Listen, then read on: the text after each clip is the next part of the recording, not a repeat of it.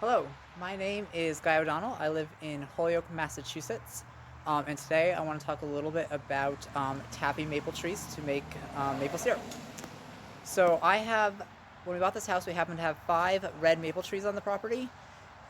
There are a lot of different types of trees you can tap. The best for tapping is the sugar maples, but we have red maples, so that is what we're working with. And honestly, I really love the taste of the syrup, even better than um, the sugar maples. It comes out much darker and richer and more of a mapley flavor. So right now it's early February. This is about the time that I've tapped the trees each year. I've been doing this for 3 years. And honestly, it's not too early. Next year I plan on starting a little earlier, depending on the weather. You want to look for a time when the nights are well below freezing, around the 25-degree range, and the days are well above freezing, probably upper 30s. That's the ideal time to get a lot of syrup. So in order to tap the trees, you need a drill with a drill bit. I just drew a little line on there, as you can kind of see, to show how far to go in. It's about 2 inches. The drill bit is 3/8 of an inch wide, um, and that works really well with some of the taps that you can just buy right online. Also, in order to collect it, I just got some food grade buckets from Home Depot.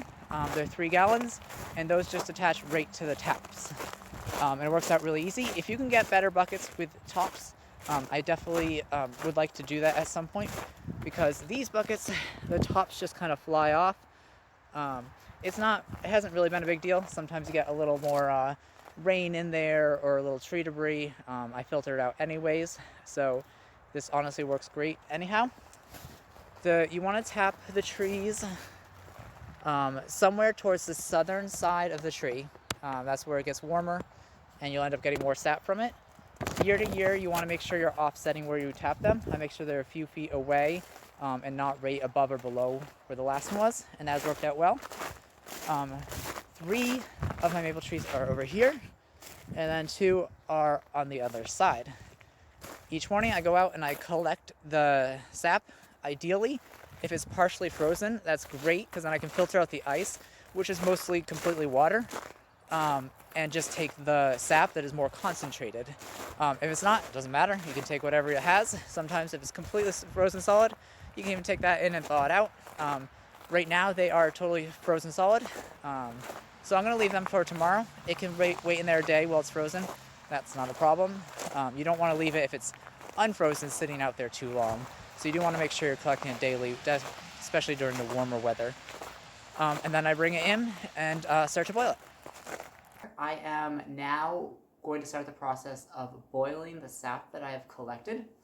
I have 5 red maple trees on my property that I have tapped, and I've been collecting for 2 days now. And I've collected this pot full and this container. So I'm running out of room to store it, so I'm going to start boiling it. As far as storing it goes, you don't want to leave it out in the open air or room temperature for more than a day. So I have frozen this before I was ready to start boiling it. Okay, I've now been boiling the sap for about an hour. It actually hasn't quite gotten to boiling yet, but it's starting to get hot.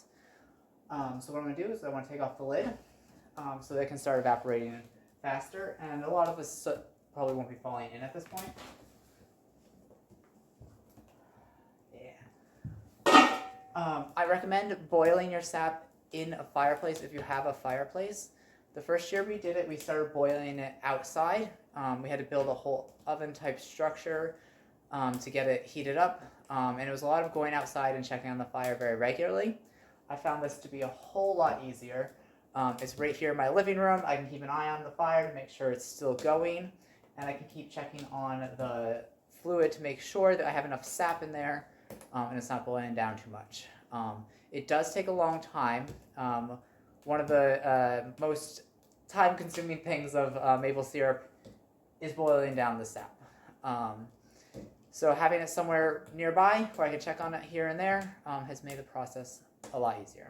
Good morning. So I just went out and I collected some of the sap. It is about 7 in the morning. Today it was partially frozen, so it was a great situation. So here, I'm just going to show you how I filter it. I have an extra bucket, just a spaghetti strainer, and I use a cloth napkin. I find that works excellent. And I just put that over the strainer, and you can pour it right into that and just let it filter through.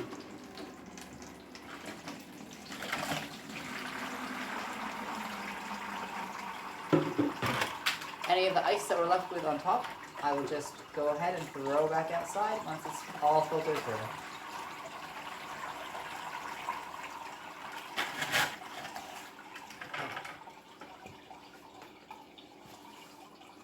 Alright, and then I'll just add that to the pot so that I can start boiling it whenever I start the fire again. So I am going to keep an eye on that pot. It will probably be a few weeks before it even gets close to being ready to be finished.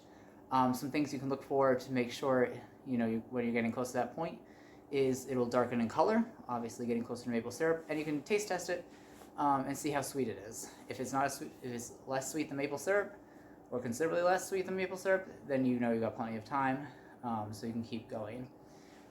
And it'll probably be, like I said, probably 2 weeks before I start doing a batch to finish. I usually do finish twice in a year, based on how many trees I have in the room in that pot.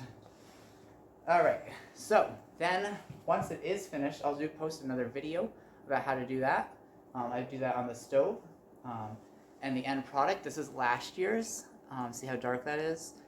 It is delicious. Like I said, obviously you can have it pancakes, waffles, things like that. I actually use it in my coffee.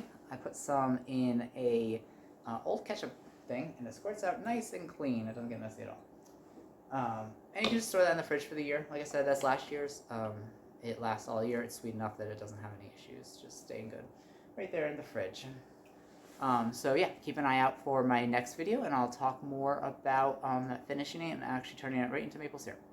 Alright, thanks. Bye.